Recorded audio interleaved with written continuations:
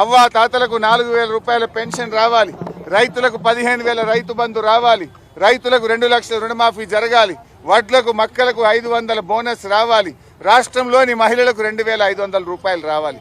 ఇవేమి మేము కొత్తగా అడుగుతున్నాయి కావు, ఇవేమి మా గొంతమ్మ కోరికలు కావు.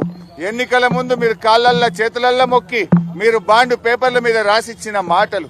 స్వయంగా సోనియా గాంధీ గారు రాష్ట్ర ప్రజలకు లేఖ రాశారు.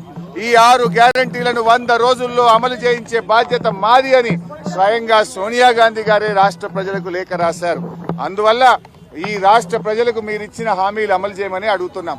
ముందు బేషరతుగా మీరు క్షమాపణ చెప్పాలి. ఎందుకంటే డిసెంబర్ 9న తొలి సంతకం 6 గ్యారంటీల మీద పెడతామని, రుణమాఫీ మీద పెడతామని మాట తప్పినందుకు ముందు క్షమాపణ చెప్పండి. ఇకనైనా ఆగస్టు 15 అమలు చేస్తే మాకు సంతోషం. నా ఒక్కడికి ఎమ్మెల్యే పదవి కంటే ఈ రాష్ట్రంలో లక్షలాది మంది ప్రజలకు 4,000 ఆసరా పెన్షను, 4,000 నిరుద్యోగ భృతో, 2,500 రూపాయలు మహిళలకు, 2 లక్షల రుణమాఫీ జరిగితే నేను సంతోషపడతాను. తాటి చెట్టు లెక్క పెరుగుతే కాదు నాయన, మోకాళ్ళలో కాదు అరికాళ్ళకు పోయినట్టు నీ తెలివితేటలు హరీష్ రావు.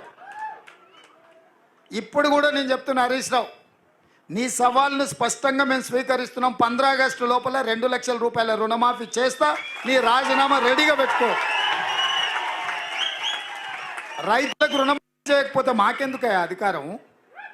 ఈ రైతులకు రుణమాఫీ చేయకపోతే ఆ రైతులు ఎవరు? మా వాళ్ళే కదా, మా కుటుంబాలే కదా, మా పరివారమే కదా.